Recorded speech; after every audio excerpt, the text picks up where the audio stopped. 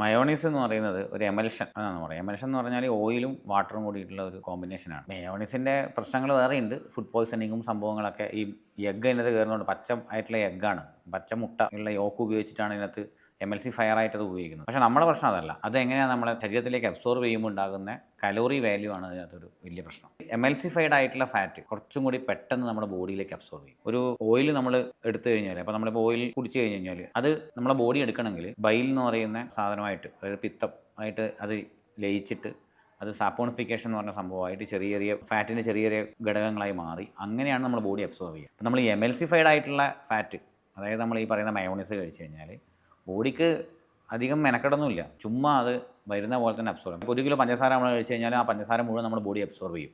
അതുപോലെ തന്നെ ഫാറ്റ് നമ്മൾ കൊടുത്തു കഴിഞ്ഞാൽ നമ്മുടെ ബോഡി മുഴുവൻ അബ്സോർവ് ചെയ്യാനുള്ള അവസരം ഉണ്ടെങ്കിൽ അത് ഫുൾ എടുത്തിരിക്കും. ഈ അബ്സോർവ് ചെയ്യുന്ന സാധനം മുഴുവൻ നമ്മുടെ ബോഡിയിൽ ഡെപ്പോസിറ്റ് ചെയ്യണം. അപ്പോൾ മാത്രമല്ല, നമ്മൾ കാർബോഹൈഡ്രേറ്റ്സ് ഇപ്പം ചോറ് കഴിച്ചു കഴിഞ്ഞാൽ നമുക്ക് കിട്ടുന്ന എനർജീൻ്റെ ഇതിനെക്കാട്ടിയും നമുക്ക് കൂടുതൽ വാല്യൂ നമുക്ക് ചിലപ്പോൾ ഫാറ്റ് നമുക്ക് കിട്ടും. അപ്പോൾ ബോഡിക്ക് എപ്പോഴും ഫാറ്റ് തന്നെയാണ് താല്പര്യം. പക്ഷേ നമ്മുടെ ബോഡിക്ക് ആ ഫാറ്റ് അബ്സോർവ് ചെയ്യാനുള്ള കപ്പാസിറ്റി ഇല്ലാത്തതുകൊണ്ടാണ് നമ്മൾ കൂടുതൽ ഫാറ്റ് കഴിച്ച് കഴിഞ്ഞാലും നമ്മൾ ഓയിലിനെക്കാട്ടിയും കുറച്ചും കൂടി പ്രശ്നക്കാരൻ ഈ പറയുന്ന ചോറ് അല്ലെങ്കിൽ കലോറി കൂടുതലുള്ള ഭക്ഷണ സാധനങ്ങളാണ് പറയുന്നത്.